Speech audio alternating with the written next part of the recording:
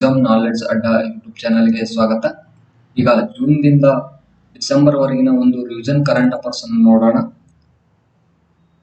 ಅದರಲ್ಲಿ ಮೊದಲ ಪ್ರಶ್ನೆ, ರಾಷ್ಟ್ರೀಯ ವೈದ್ಯರ ದಿನಾಚರಣೆ ಯಾವ ದಿನಾಂಕದಂದು ಆಚರಿಸಲಾಗುತ್ತದೆ?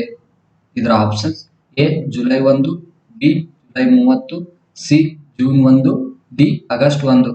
ಇದಕ್ಕೆ ಸರಿಯಾದ ಉತ್ತರ ಜುಲೈ 1.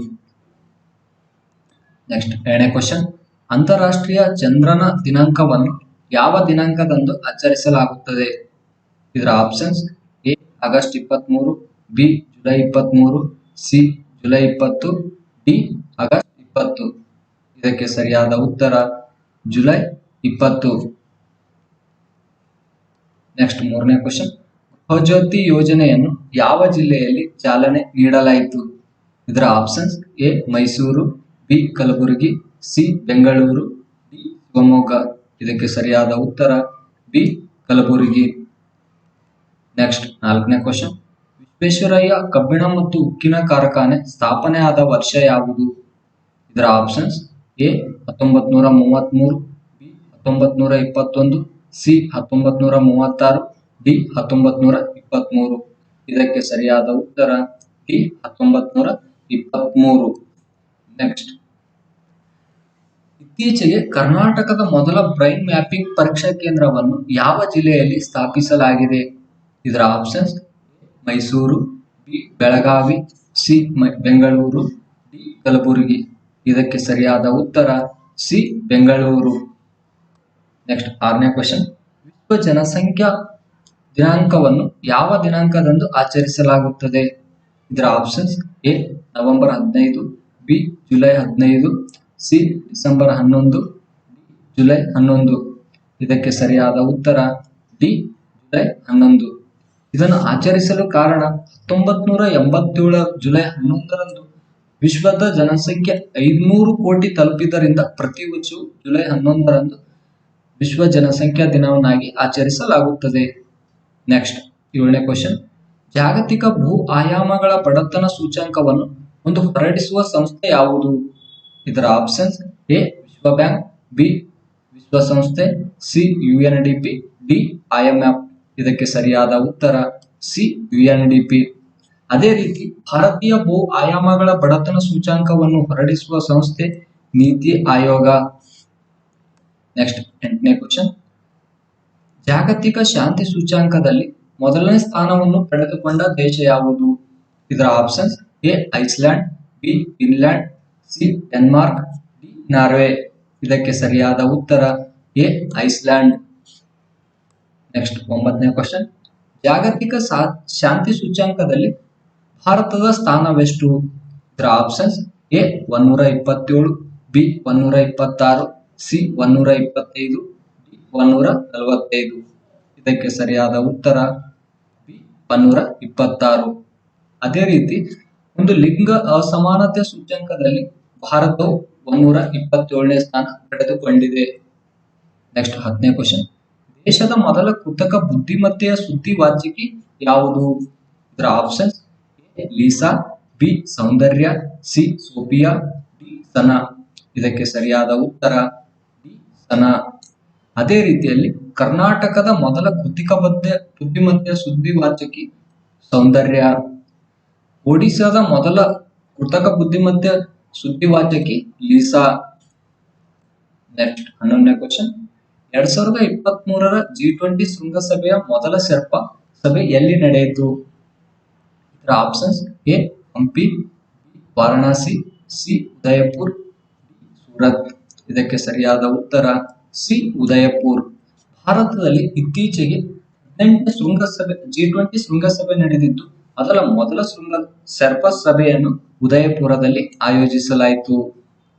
ನೆಕ್ಸ್ಟ್ 12ನೇ ಕ್ವಶನ್, ಈ 2024ರ 19ನೇ G20 ಶೃಂಗಸಭೆ ಆತಿಥ್ಯ ವಹಿಸಿಕೊಳ್ಳುತ್ತಿರುವ ದೇಶ ಯಾವುದು?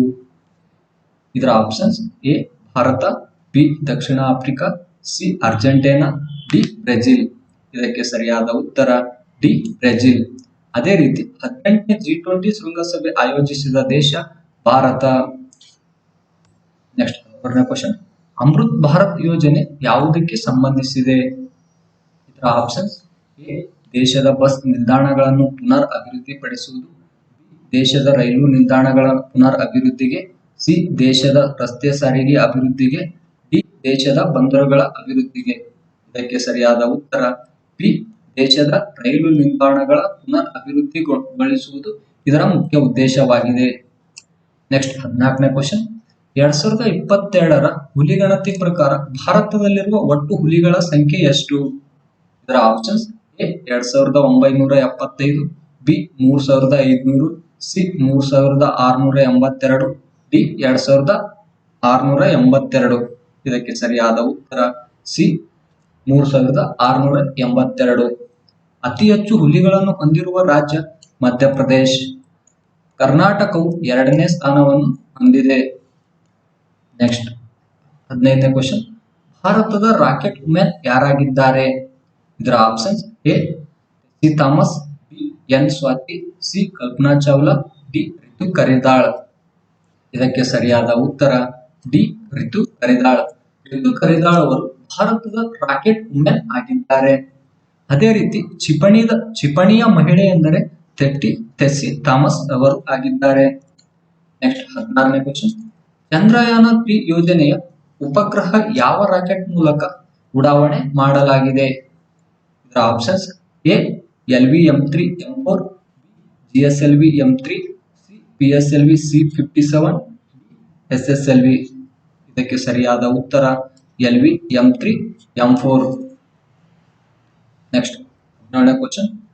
5ನೇ ಆವೃತ್ತಿಯ ವಿಶ್ವ ಕಾಫಿ ಸಮ್ಮೇಳನ ಯಾವ ನಗರದಲ್ಲಿ ನಡೆಯಿತು? ಇದರ options A Delhi, B Surat, C Bengaluru, D Mysuru. ಇದಕ್ಕೆ ಸರಿಯಾದ ಉತ್ತರ ಸಿ ಬೆಂಗಳೂರು. ಇತ್ತೀಚೆಗೆ ಅಂತಾರಾಷ್ಟ್ರೀಯ 5ನೇ ಆವೃತ್ತಿಯ ವಿಶ್ವ ಕಾಫಿ ಸಮ್ಮೇಳನವನ್ನು ಬೆಂಗಳೂರಿನಲ್ಲಿ ಆಯೋಜಿಸಲಾಯಿತು. Next 18ನೇ question. 5ನೇ ವಿಶ್ವ ಕಾಫಿ ಸಮ್ಮೇಳನದ ಸದ್ಭಾವನಾ ರಾಯಭಾರಿ ಯಾದವರು ಯಾರು? ಇದರ options A Sachin Tendulkar, B Rohan Bopanna, C Virat Kohli. ಇದಕ್ಕೆ ಸರಿಯಾದ ಉತ್ತರ ಬಿ ರೋಹಣ್ಣ ಬೋಪಣ್ಣ. ನೆಕ್ಸ್ಟ್ 19ನೇ ಕ್ವಶನ್. ದೇಶದಲ್ಲಿ ಅತಿ ಹೆಚ್ಚು ಹುಲಿಗಳನ್ನು ಹೊಂದಿರುವ ಒಂದು ಅಭಯಾರಣ್ಯ ಯಾವುದು? ಇದರ options A Jim Corbett, B Nagarahole, C Bandipur, D Simlipal. ಇದಕ್ಕೆ ಸರಿಯಾದ ಉತ್ತರ ಎ ಜಿಮ್ ಕಾರ್ಬೆಟ್.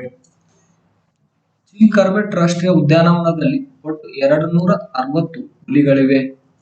ಅದೇ ರೀತಿ 2ನೇ ಸ್ಥಾನದಲ್ಲಿ ಬಂಡೀಪುರ್ ಇದೆ. ಇಲ್ಲಿ ಒಟ್ಟು 191 ಹುಲಿಗಳು ಕಂಡು ಬರುತ್ತವೆ. ನೆಕ್ಸ್ಟ್ 20ನೇ ಕ್ವಶನ್. ಅಂತಾರಾಷ್ಟ್ರೀಯ ಬಿಗ್ ಕ್ಯಾಟ್ ಅಲಯನ್ಸ್ ಯೋಜನೆಯನ್ನು ಜಾರಿಗೆ ತಂದ ದೇಶ ಯಾವುದು? ಇದರ options A Russia, B Japan, C America, D Bharat. ಇದಕ್ಕೆ ಸರಿಯಾದ ಉತ್ತರ ಡಿ ಭಾರತ. ನೆಕ್ಸ್ಟ್ 21ನೇ ಕ್ವಶನ್. 2023ರ ಗಜಗೌರವ ಪ್ರಶಸ್ತಿಯನ್ನು ಯಾರಿಗೆ ನೀಡಲಾಗಿದೆ? ಇದರ options A Mani, B Palani Raju, C doctor Wasim Mirza, D Karnan. ಇದಕ್ಕೆ ಸರಿಯಾದ ಉತ್ತರ ಸಿ ಡಾಕ್ಟರ್ ವಸೀಂ ಮಿರ್ಜಾ ಅವರಿಗೆ 2023ರ ಗಜ ಗೌರವ ಪ್ರಶಸ್ತಿಯನ್ನು ನೀಡಲಾಗಿದೆ. ನೆಕ್ಸ್ಟ್ 22ನೇ ಕ್ವಶನ್. ನೀತಿ ಆಯೋಗ ಹೊರಡಿಸುವ ಒಂದು ರಫ್ತು ಸಿದ್ಧಾಂತ ಸೂಚ್ಯಂಕದಲ್ಲಿ ಕರ್ನಾಟಕದ ಸ್ಥಾನವೆಷ್ಟು? ಇದರ ಆಪ್ಷನ್ಸ್ ಎ 3ನೇ ಸ್ಥಾನ, ಬಿ 5ನೇ ಸ್ಥಾನ, ಸಿ 4ನೇ ಸ್ಥಾನ, ಡಿ 6ನೇ ಸ್ಥಾನ. ಇದಕ್ಕೆ ಸರಿಯಾದ ಉತ್ತರ ಎ 3ನೇ ಸ್ಥಾನ. ಈ ರಫ್ತು ಸೂಚ್ಯಂಕದಲ್ಲಿ ತಮಿಳುನಾಡು 1ನೇ ಸ್ಥಾನವನ್ನು ಪಡೆದುಕೊಂಡರೆ ಕರ್ನಾಟಕವು 3ನೇ ಸ್ಥಾನವನ್ನು ಪಡೆದುಕೊಂಡಿದೆ. ನೆಕ್ಸ್ಟ್ 23ನೇ ಕ್ವಶನ್. ಟೈಮ್ಸ್ ನಿಯತಕಾಲಿಕ ಪಟ್ಟಿಯಲ್ಲಿ ಭಾರತದ ಅತ್ಯುನ್ನತ ಸಂಶೋಧನಾ ವಿಶ್ವವಿದ್ಯಾಲಯ ಯಾವುದು? ಇದರ ಆಪ್ಷನ್ಸ್ ಎ ವಿಶ್ವಭಾರತಿ ವಿಶ್ವವಿದ್ಯಾಲಯ, B Indian Institute Science, C Karnataka ವಿಶ್ವವಿದ್ಯಾಲಯ, ಡಿ ದಿಲ್ಲಿ ವಿಶ್ವವಿದ್ಯಾಲಯ. ಇದಕ್ಕೆ ಸರಿಯಾದ ಉತ್ತರ Indian Institute of Science. Next 24ನೇ ಕ್ವಶನ್. ಹೆಮಿಸ್ ಉತ್ಸವವನ್ನು ಯಾವ ಕೇಂದ್ರಾಡಳಿತ ಅಥವಾ ರಾಜ್ಯದಲ್ಲಿ ಆಚರಿಸಲಾಗುತ್ತದೆ? ಇದರ options A Delhi, B Pondicherry, C Arunachal Pradesh, D Ladakh. ಇದಕ್ಕೆ ಸರಿಯಾದ ಉತ್ತರ ಡಿ ಲಡಾಖ್. Thank you.